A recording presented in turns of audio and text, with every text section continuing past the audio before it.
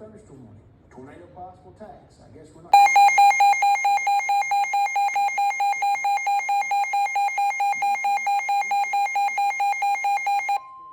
The National Weather Service in Jackson, Kentucky has issued a severe warning for Wayne County, Pulaski County, Central McCleary County until 11:30 a.m.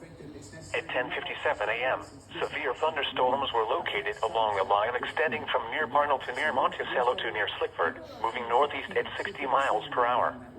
Hazard, 60 miles per hour wind gusts. Source, radar indicated. Impact, expect damage to roofs, siding, and trees. Severe thunderstorms will be near Steubenville around 11 a.m., Coopersville around 11:05 a.m., Denny around 11:10 a.m., Burnside around 11:15 a.m. Other locations in the path of these severe thunderstorms include Science Hill and Dykes. Repeating, a severe thunderstorm warning has been issued until 11:30 a.m. for the following counties in Kentucky: McCleary, Pulaski, and Wayne. Of course, there are flash floodings to our north.